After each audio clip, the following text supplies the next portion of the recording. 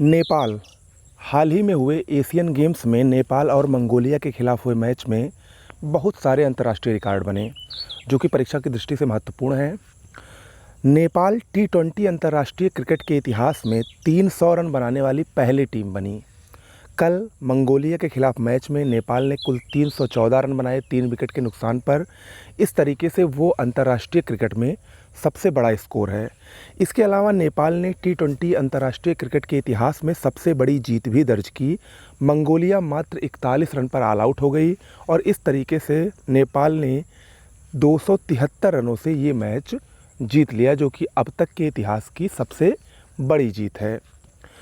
नेपाल के बल्लेबाज दीपेंद्र सिंह ने सबसे तेज़ अर्धशतक लगाने का रिकॉर्ड बनाया और इस अर्धशतक को लगाकर उन्होंने युवराज सिंह के 12 गेंदों में जो अर्धशतक लगाया था उन्होंने इंग्लैंड के खिलाफ, उस रिकॉर्ड को तोड़ा।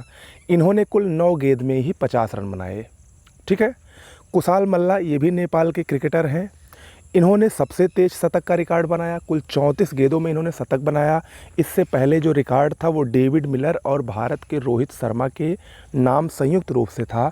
दोनों ने 35-35 गेंदों पर शतक बनाया था, लेकिन इन्होंने उन दोनों के संयुक्त रिकॉर्ड को तोड़कर 34 गेंदों में शतक बनाकर एक नया रिकॉर्ड कायम किया। ओके।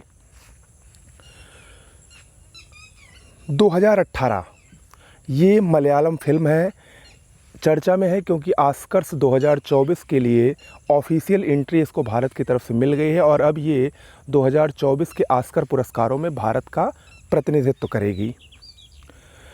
AFSPA, जिसको हम लोग अफस्पा कहते हैं, अफस्पा कानून, जिसका फुल फॉर्म होता है armed force special protection act, यानी सशस्त्र बल विशेषाधिकार अधिनियम, चर्चा में है क्योंकि केंद्र सरकार द्वारा हाल ही में एक अधिसूचना जारी की गई है जिसमें बताया गया है कि नागालैंड और अरुणाचल प्रदेश में 6-6 माह के लिए अफस्पा को आगे बढ़ाया जाएगा।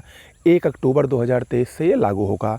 अफस्पा कानून मुख्यतः वो होता है जिसमें सेना और अर्धसैनिक बलों को ये छूट मिलती है कि वो छापेमारी कर सकते हैं या बिना सूचना या वारंट के वो किसी भी व्यक्ति को गिरफ्तार करने की अनुमति इस कानून के द्वारा उनको मिल जाती है। ठीक है। तो ये कहाँ लागू होगा? नागालैंड और अरुणाचल प्रदेश में 6 महीने के लिए। 1 अक्टूबर से ये प्रभावी होगा, अगले 6 महीने के लिए। ओके। हिंद प्रशांत सेना प्रमुख सम्मेलन, इसका 13वां संस्करण नई दिल्ली में आयोजित हुआ 25 से 27 सितंबर तक। ओके। आज के लिए इतना ही। एक खबर है, देखिए, OTR से संबंधित बहुत ही महत्वपूर्ण सूचना। मैं बार बार कह रहा हूँ, RO का फॉर्म आने वाला है। OTR उससे पहले ज़रूर भर लें और OTR नंबर प्राप्त कर लें, अन्यथा आप फॉर्म भरने से वंचित रह जाएंगे। कल आयोग ने एक नोटिस भी जारी की है, तो इसी के संदर्भ में मैं आपसे कहना चाहता हूँ कि इसको हल्के में ना लें। अभी तक अगर आपने OTR फिल नहीं किया है तो ज़रूर कर लें। ओके, नमस्कार।